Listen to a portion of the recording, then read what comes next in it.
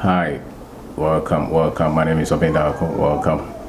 I want to share with you today the importance of free secondary school education to the development of our country. Free education. But before I go on, I would want you to share the channel with your friends, with those who are interested in topics like this. A lot of people during the election that we have, a lot of people, when you make any statement on free education, people then tag you to say that you are being political. But from what I do and from the interactions that I have with people, for instance, if I didn't have secondary education and I had only the junior secondary education, even though I will have the mindset, I will still be the same person, I will have the talent, the tools. But the game changer is the secondary education. Because from there, even if you don't have money, you will still be able to write to a certain level.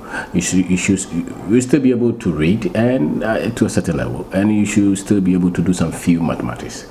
If my grandfather or my grandmother could not read and could not write, in the generation they live in, maybe we could put up with that. But the generation that our children and our brothers and sisters are going to face or to live in, the basic tool that they will need to unearth a lot of the skill set, a lot of the talents that they have, will be the ability to at least access information from their level.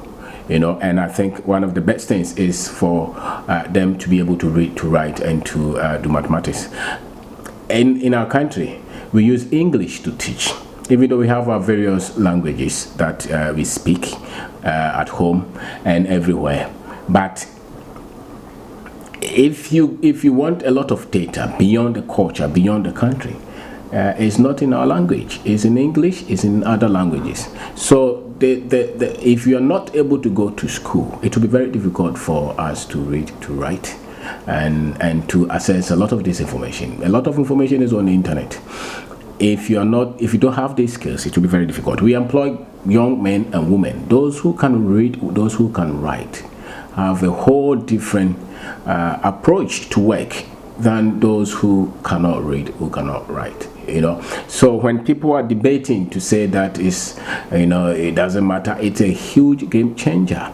There's never been a time in our country that everybody had the access to have free education in terms of to the secondary level. People will talk of quality of education. I say that at this moment we are not talking of quality. I dare say that what is quality education? The most, if you're talking of quality of education, is self-education, being able to know what to read, where to access information, to develop yourself, and to do what you want to do with your life. Quality education is not so much the kind of school you go or where you schooled or what they taught you in the classroom. The best of knowledge does not contribute to more than 10% of any achievement. Environment is key. Environment that we create. So when we're able to educate a lot of people with critical mass, who can think, who can read, who can access information, that creates a huge momentum for us to develop and to grow.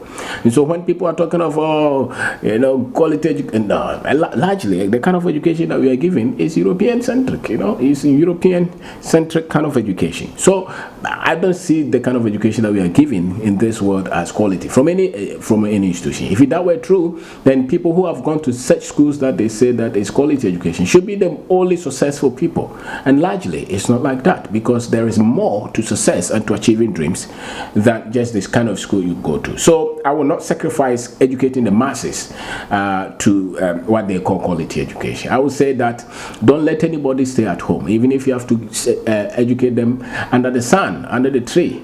And if they have to go through any pressure to do that, I am for that, because it's a lifetime. If you say that the child should be at home and not go to school because of quality, it's a whole life that you are putting under a lot of pressure, because then they will not have that skill to read, to write, and to write the names. And we can see it. This critical number of graduates from the secondary school, who maybe 1 million or 2 who we have had come out, or 500 adult, that we are going to have for the next 4 years or so, this number will change the development of our country forever. And that's why I stand for that. When a lot of my friends will call me and say that, why do you support that? I support them because there is nothing like being able to equip somebody to have the skill to read and to write and to do mathematics. From there, they can do anything that they want to do.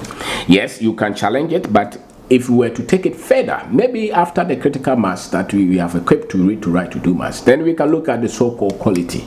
And for me, even the quality will be what kind of education that you design for the African. It should not be the same as the kind of education they design in England, because then there will be identity problem, and largely the kind of history that we teach about people, then we can put those there. Critical thinking. So the education is not just being able to read and write, but being able to solve problems on your feet, being able to use logic and reason to solve problem, data to solve problem. That then becomes part of it. Entrepreneurship. Being able to tell the person that your dream, you can build it from where you are. That then becomes quality education. The next will be maybe information on money, because largely a lot of us will use money, and very few people understand money, because the kind of education that we are giving all throughout the world is devoid of any proper information on money to build our own lives. So that becomes that, and maybe the use of technology. These are the things that I would say is quality. And as it stands now, no kind of a school is designed to produce all this at the same time, not in the ones that I've seen. So the quality of education will be where people have been equipped so much to do something with where they are, and without waiting for somebody to give them help or give them job. That kind of education, I would say, maybe is quality. Or where people work with sense of purpose, sense of mission, beyond just waiting and doing anything for just selfish gain. And that is, you and I know that is not what we have in the so-called education, and in the so-called quality education, or the so-called top schools that they tell us that we have in our country. So being able to have people, wherever that they go to school, carpenter, mason, seamstress, graphic designer, mechanic, farmer, all those, we give them this basic one, and then from there they will be able to find. Some will be able to go to university right away, some will not go, but if you're able to produce this, and that's why when people are challenging this policy of Nana Addo Dankwa, I say that you are being insincere. The last time I went to my school, Opokwara School, and I saw the number of the students who have been able to come to that school, first class school, just because of this policy of free education.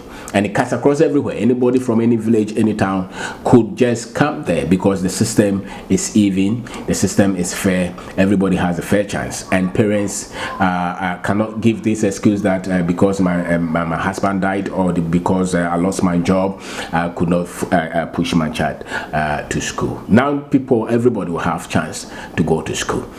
I don't think that anybody should be should be denied access to education because of lack of money, at least not the basic one. And from the secondary school, we will have a lot of our people who will then go to get higher education. And for me, if you are talking of development, that is number one agenda. That your people are inspired, have inspired mind, have the ability to read, to write, to assess information, and to think critically, and to be independent, and to challenge. A lot of this danger from religion is because we've not been able to develop our people to think based on data, other than just superstition and belief, and to challenge a lot of things. And this is where, when we're able to equip a lot of our people, then we can tell them, go and get this book, it will help you. Go and read this, go to this website, go and watch this video. Then they'll be able to, equip themselves. But if my father or my mother did not send me to school, if I was not equipped to read and write in this generation, a lot of the things that I know now are so likely that I will not know.